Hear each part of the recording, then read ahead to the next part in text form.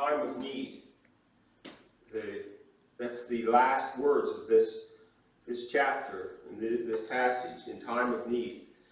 The book of Hebrews was written, it was almost prophetic, as the Jewish people of that time would be very quickly, very soon, in not many years, would be in a time of need. Only God knew that in 70 AD, the Romans would come to put down a rebellion and completely destroy the temple and all of Jerusalem. And the Jewish nation would be destroyed. Now, the practice of sacrificing animals at the temple would be gone, and all those Levites and priests would be out of a job forever. And in reality, when Jesus rose from the dead and the curtain in the temple split from the top to the bottom, that was the end. There was no need for any more sacrifices. Jesus' sacrifice was enough. And that was God's way of saying, now all people, all Christians, all people that worship me have full access all the time. There's no need for a priest to come into the temple once a year. Jesus also provided the last sacrifice for sin that would ever be needed. All this was true, but when the Jews in Judea rebelled, all of the rest of the Jews everywhere would get a black eye. You see, the Jewish nation had a special agreement with the Roman, and they were allowed to practice their religion. No other nation got to have that particular ability, but all that would end once they revolted. All those special agreements went out the window because they'd broken their part of the agreement. And so it was proper and valuable to have this book of Hebrews for the Jewish Christians, because there was a time coming when their world would be turned upside down. Now, in modern Jewish state, anybody that's fit and reaches a certain age, who's grown up there or moved there, when you reach the age of 18, I think it is, you go into the army. And one of the things that they do in the army is they go to a place called Masada. Now, Masada was a palace, a fortress of King Herod, and it was inaccessible. And so when Jerusalem fell, people, Jewish soldiers, went to Masada, and the Romans couldn't get there. They were safe in there. But, you know, eventually they were going to. And it took months and months to build a ramp up to the wall. And when they broke through the wall, they found that in the night they'd all committed suicide. Children, women, everyone. And what the Jewish nation, the reason they send their soldiers there, is they have like a slogan, never again. Never again will we do this. From now on, it's we will fight to the last man. And the last man that's alive will go and push the button and send all the nuclear missiles to all of our enemies and destroy them too. We're not going to allow this to happen again. You know, though, the mistake they're making is that the Jewish Messiah that they were waiting for has come. Jesus has come. They need to, instead of doing it this way, they need to embrace the Christianity. They need to seek Jesus. Now, the mistake they're making is they're acting as if God needs them to defend that small piece of land. And that's not the case. God needs them to acknowledge that He is God, the God that was with them in the wilderness and brought them out of the land of Egypt and looked after them all the time, so that eventually, thousands of years later, Jesus would have a place to come. And He came, and He died, and He rose again. And they need to accept that. Now, it was right for them to write this book of Hebrews because they needed, it was a proof of purchase that the Jewish people were not just, that they could be Christians too, not just Gentiles. I know it all started in Jerusalem. It all started with the Jews. This is all Jewish. But the Jews had forsaken it. And this book is to say, no, you need to embrace Christianity. It's not just a Gentile religion. Now the passage has both a stick and a carrot. The stick is that God knows every thought in the tent of your heart, and you will be judged by those accordingly. There's no one that's going to get out of that being judged. But the carrot is that Jesus would rather be your high priest, who will take his perfect understanding of what you've done and what you've thought about and save you, forgive you, be your high priest. Now, we can look at the country of Israel and say, they're becoming more and more a secular country. There's only a few that worship God. And the same is true for Canada. We're becoming a smaller and a smaller group of people who actually do worship God. And this is for us too.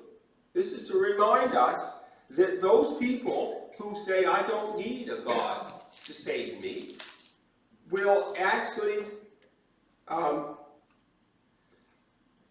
no creature hidden from his sight, and all things are open to his eyes, with whom we have to do.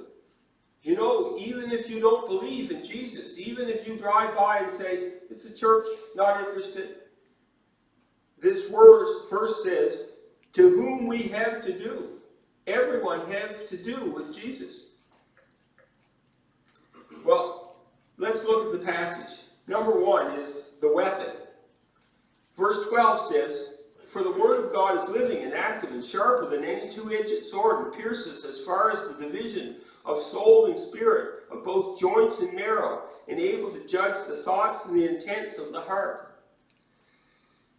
At the time this was written, the two-edged sword was the newest piece of technology. It was incredible. Before, the sword was sharpened on one edge, and when you hit something, now it's dull on this edge. What are you going to do with it? Well, now you're going to have to turn it, and that's awkward. Whereas a double-edged sword, it cuts on the way down, and it cuts as you draw it back out. The soldiers would have to be trained in a completely different way of fighting, because this was such modern technology. And that's why it's used here. The Word of God is living and active. It's sharper than any two-edged sword. He was saying the most incredible weapon we have, that's what the Word of God is. That's what I'm using as comparison. They said Abraham Lincoln freed everyone, but Sam Colt made them all equal. Sam Colt made the Colt revolver. You put 6 bullets in, and what you're saying is if you have a gun, a pistol that you go like this and put 1 bullet in, and it'll fire 1 bullet, you're no way at all equal with somebody who can shoot 6. That was the cutting edge of that time. The point is that the Word of God was a weapon that no one could stand up against. It laid bare the arguments made by men and got right to the heart of the matter. Now, one of the names of Jesus was the Word of God. And as such, he took on all comers and soundly defeated them. You've read the answers that he gave the religious leaders. I'm going to give you a couple. Now, they came to Jesus and said, is it lawful to pay the tax to Rome? And they had him. There was nothing he could say. If he said yes, then then they had him, and if he said no, they had him. Except they didn't. His word, the word of truth, was sharper than a two-edged sword, and he said, give me the coin, show me the coin. Whose inscription and face is on this coin? And they said, Caesar's, and he said, render unto Caesar the things that are Caesar's, and unto God the things that are God. He just completely stopped them in their tracks. There was another case. There's lots of these where Jesus was, wow. Well, he had come into this was just before he was going to go to the cross, and he came into the temple, and he cleared the temple. And the next day, they said to him, I want to read that passage in Matthew 21:23, he said, when he entered the temple, the chief priests and the elders of the people came to him while he was teaching and said, by what authority are you doing these things, and who gave you this authority? Now they already knew the answer. They just wanted to trap him. Jesus said to them, I will ask you one thing, which if you tell me, I will also tell you by what authority I'm doing these things. Now, when he said this, he was using a time-honored technique that all of these chief priests would understand, is because when somebody asked you a question, you asked them another question which drilled deeper into the question than it was being asked. Okay, you're asking by what authority, I'm going to ask you a question. So he did. He said, the baptism of John was from what source? From heaven or from men? And they began to reason among themselves, saying, if we say from heaven, he will say to us, then why did you not believe him? But if we say from men, we fear the people who all regarded John as a prophet. So they thought they had him. He had to say yes or no. By what authority he had to give an answer, which was, he was going to give an answer that he got his authority from God. And if he said those things, they would arrest him and try him for a crime. But he didn't. He asked them a question, and now they were had the problem, because if they said John was a prophet from God, well, why didn't you listen to him? Why didn't you obey him? Why didn't you repent when everybody, tax collectors were? And if he said, well, he was from men, they would stone him, because all the people knew that John was a prophet. He's a prophet. What are you saying that he's not a prophet? You can't say those things. And so they only had one thing left to say, and they answered Jesus and said, we do not know. He also said to them, neither will I tell you by what authority I'm doing these things. When they said to him, we do not know, there were the religious leaders. They had to know. It was their job to know. They studied this all the time. And for them not to know, it made them either look like they were lying or they were stupid, or both. It was one of those things where Jesus spoke, and it was the double-edged sword. You see, Jesus was very good at using the two-edged sword of truth on people who refused to treat God as God. Even religious peoples, and as it happens, he did it mostly for religious people who should have known better. And he did this to them, and that's what this verse talks about. It says a two-edged sword that is able to judge the thoughts and intents of the heart. And nothing is hidden from his sight. Well, now I'm going to finish this point with one thing. Do you remember when he was being tried, and they had him blindfolded, and they slapped him across the face, and they spit at him, and they pulled out the hair in his beard, and they said, tell us who? And they finally got him, he didn't say anything, and they finally said, tell us now, are you God? And he said, yes. Well, he could have easily, with the word of truth, talked his way out of that. But then where would we be? He chose not to, because his plan always was to save us. Well, number 2 is the judgment. Verse 13 says, "And there's no creature hidden from his sight, but all things are open and laid bare to the eyes of him with whom we have to do." Now, there was a sermon preached many years ago, 1741, in July, by Jonathan Edwards. It was called "Sinners in the Hands of an Angry God." Well, people think, because time has gone by, that it was a fire and brimstone type of sermon. The sermons where your hair is straight back because the preacher is so loud and he's hammering on the pulpit and but that's not the way it was. He was nearsighted, so he was going like this. He was reading that was his method of preaching. He read the sermon with his face right up to the words written on the page. It wasn't how he delivered the sermon. It was the verses he chose to use and the Holy Spirit using those verses. People have because the sermon is still in print and you can still read it, people have studied it. And in the 50s, there was a bunch of people who said, "I'm going to study this," and they discovered and decided in their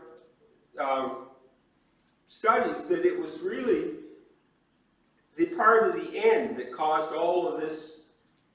The Great Awakening in the U.S. was that it was the plan of salvation. He said, yes, you are in the hands of an angry God.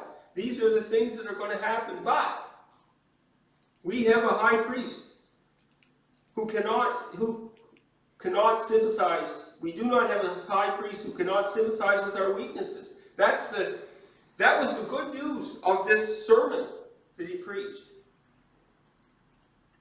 Now, the first part of this verse says that there are no creatures hidden from his sight. All things are laid bare to his eyes. Now, if you ever watch a magician uses the science of distraction to do things. Now, he would be saying, look at this, I have this, and look, and with this hand, he's doing things like this. But no one actually sees that. Because the words and the things he's saying are keeping your eyes on this. He can do other things with your other hand, and no one ever sees it. Because you're distracted, and your mind is focused on one thing, and other things are happening. See, people think that I can do these things, I can disobey God, I can do these sins, and if God is distracted, he'll never notice. There's people who are in the mafia who from Italy, and they go and donate a whole lot of money to the church, but God knew that money came from prostitution and racketeering. They didn't sneak it under the radar of God. God knows everything, and he notices everything. The last part of the verse says, of him to whom we must answer.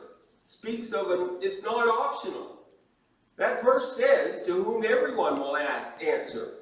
It says here, with whom we have to do. You could say that differently and say, to whom everyone, all people, all time, are required to answer to. That's what it's saying. To whom we have to do. Now, the last part of it says, in that verse, I was reading in Matthew, well, back here in Matthew where it said, neither will I tell you what authority I'm doing these things. Well, I was listening to a sermon about that, and Jesus was always available and would give time for people who were serious. People said to him, well, the child has already died, don't bother the master. But Jesus went and he healed. He would give time, but this is saying I'm not going to give you any more time. You've used up, you've worn out your welcome. You're not going to get this. Neither will I tell you by what authority I've done those things. As I read that, I thought to myself, if you heard a big bang, that bang would be the doors to heaven closing for these people who refuse to listen to Jesus. And if you historically follow what's happened, the next time that he would answer them would be, he would say in his trial that, yes, I am God. And I will be in heaven. And so there's one more time that he will answer them. The final time at the great judgment day. And I wonder what that will be like. And he'll say, well, let's review your life and where you had an opportunity to turn to God and turn away from your sins. And he'll say, oh, look, I remember. Do you remember this? Here you are, spitting in my face and pulling out my beard. And you had an opportunity to repent then. And when I said, I'm God, you needed to fall on your knees and worship me as God.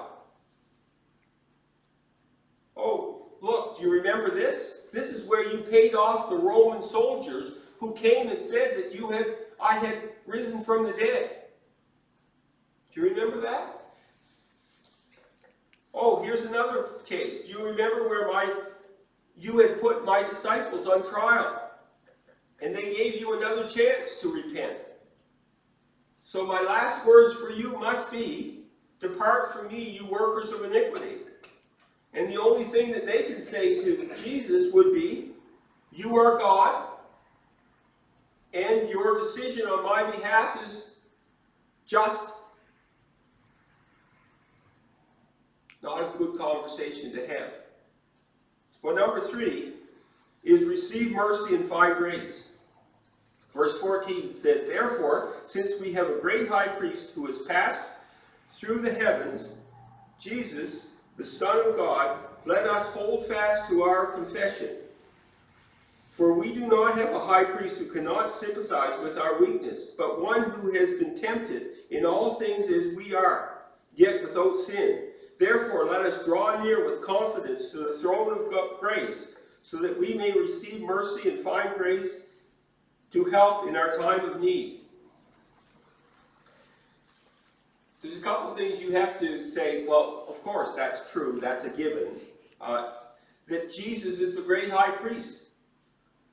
As you go through the book of the Old Testament, all those books, and you look at the lives of high priests, Samuel was a good high priest. He was a competent high priest, but he wasn't a great high priest. The only great high priest was Jesus. He was then, and he is now, and he will be for eternity. Now, one of the things that I read in the commentary that I said, okay, that's really interesting. And it says, our great high priest who has passed through the heavens, Jesus, the Son of God. The reason it used Jesus is it was reminding us that the man, the human man, Jesus, is now in heaven.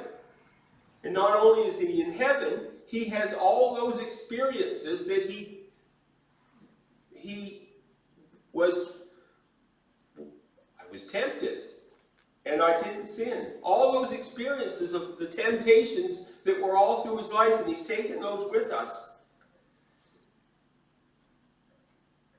Now, he was tempted with every temptation we are, and knows how it feels while living in a human body. Now, it's one of the verses says, hold fast to our confession. Verse 14 says, let us hold fast to our confession. That confession is that Jesus is Lord, the risen Lord, the ruler of all things. Now, at that time, there was lots of reasons that they could not hold fast. One of them was, any religion, as a Jewish person or as a Christian, if you offered incense to Caesar, once a year. It's a 15-minute job. You go into the temple, you offer a drop or a pinch of incense to Caesar, saying, yes, I voluntarily agree that Caesar is Lord. Then you go about your worshiping God the rest of the year. It's a compromise. It's a small compromise that they were called to do. If they were circumcised and followed the Mosaic law, these Hebrew Christians could have gotten not been pestered by the Jews that wouldn't become Christians. Another small opportunity to compromise.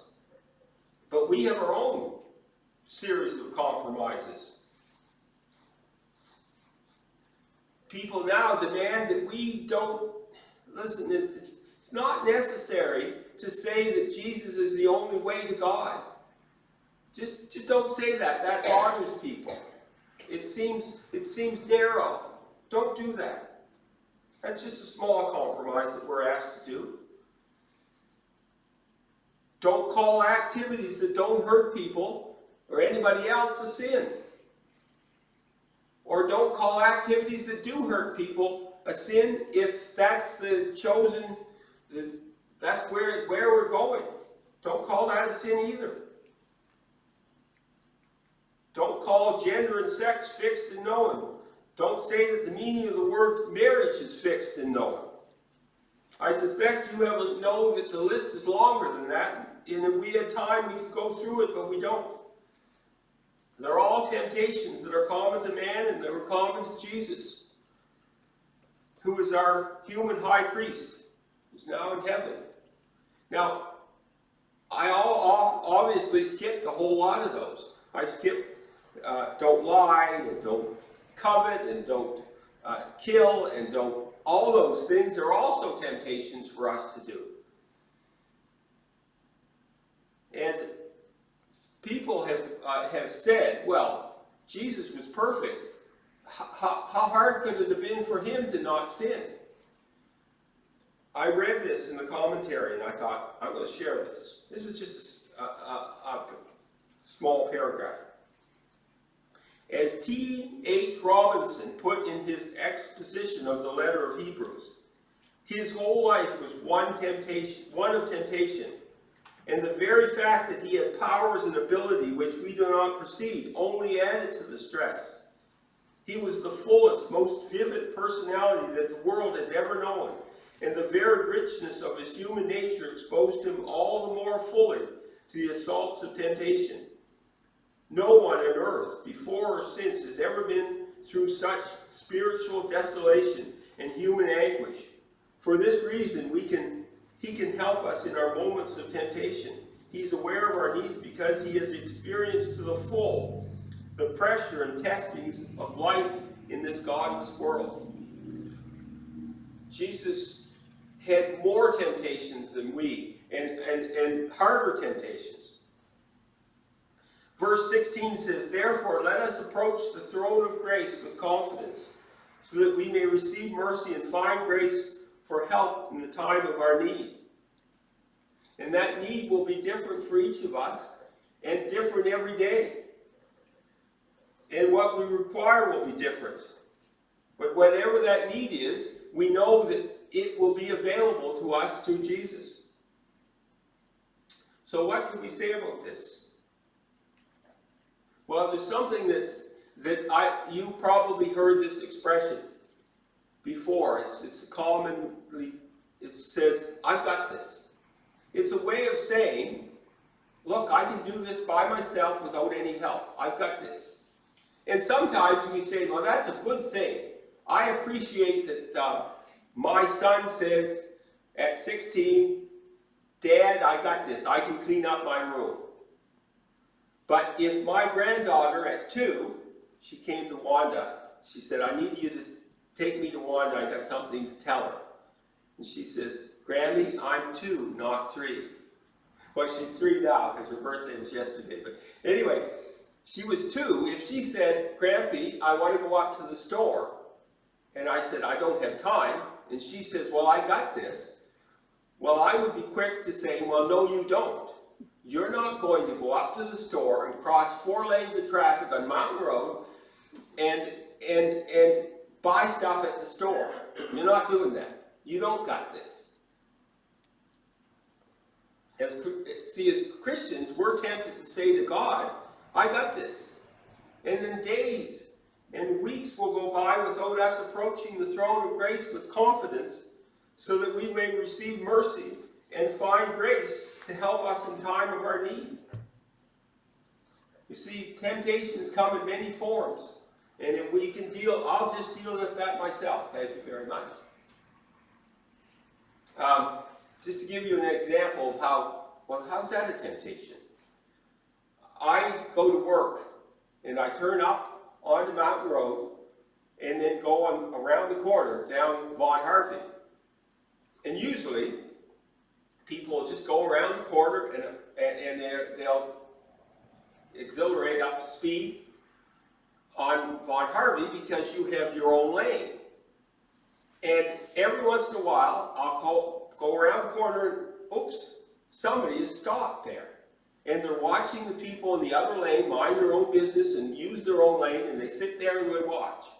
And so I'm stopped, and the people behind me stopped, and the people on Mountain Road can't go through the green light because they're blocked too. And you think to yourself, come on, go. And you say, I go to the throne of grace and I say, Lord, I need a couple handfuls of grace for this guy who's blocking traffic and stopping people from proceeding.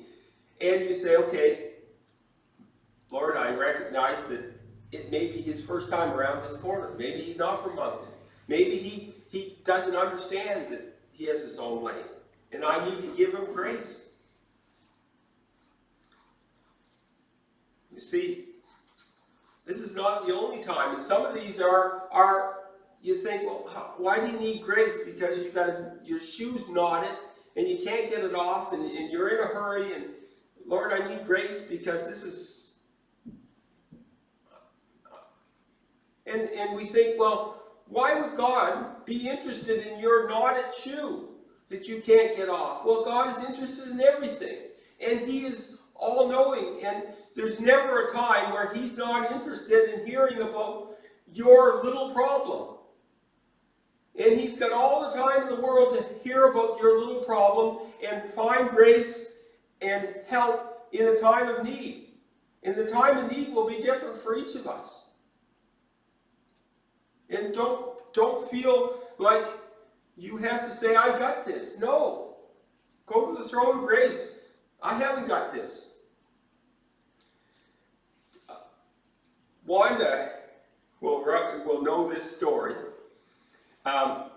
Across the street's an apartment. It's gone downhill quite fast in the last couple of years, and the police have been there, and all these people fighting and screaming obscenities outside. And for a little while, one of the women that lived there had a boyfriend who would leave at midnight, and he drove a motorcycle. And he'd start the motorcycle up at midnight and go, and then off he'd go. He'd have cranked as far as he could crank it. And every night at midnight, he would make enough noise to wake up the 3 streets on every side of McSweeney. And you would go to God for grace and say, Lord, it's that guy again, I'm waking up. And God would be okay with you coming. And God would be saying, you know, it's good that you need less grace this time than you did the last 3 nights because you've been gained a little grace. You've recognized you're growing in grace because every time something like this happens, you come and you talk to me that you're upset. I want to close with Proverbs 14:4. And you'll say, what's that verse got to do with anything we've been talking about? I like this verse. I read it this week. First, Proverbs 14:4 says, where no oxen are, the manger is clean. But much revenue comes from the strength of oxen. And you're going to say, how's that relevant in this verse was relevant for what you're talking about. Well, you could brag that I don't need God, and and I'm fine. I don't need to go. I don't, and just, the manger's clean, and I'm okay with that. But then it says, well, much revenue comes from the strength of oxen. You see, if you aren't in contact with Jesus all the time, and you're saying, Lord, fill my heart with the needs or the things that you want me to do, what in my community do I need to do to help people learn about you and come to trust in you? Well, all of that stuff is messy, but much revenue comes from that. God is calling us to get into something messy, and He'll help us with it. And we have to be content that the stable is going to be messy all the time, because the oxen are coming in and out. See, Jesus will be happy with us if we attempt great things for Him and expect great things from Him. This verse is calling the Hebrews to say, look, I'm here, I'm your high priest, I'm available when stuff is going so wrong that you can't say, I got this. You can say, Lord, if you do not help, I am lost. And you can say that every day to God. If you don't help me, I'm lost. This thing you've called me to do is beyond me. And He's happy. He's happy to hear. He's happy to answer. And we will receive grace and find mercy. Receive mercy and find grace in a time of help.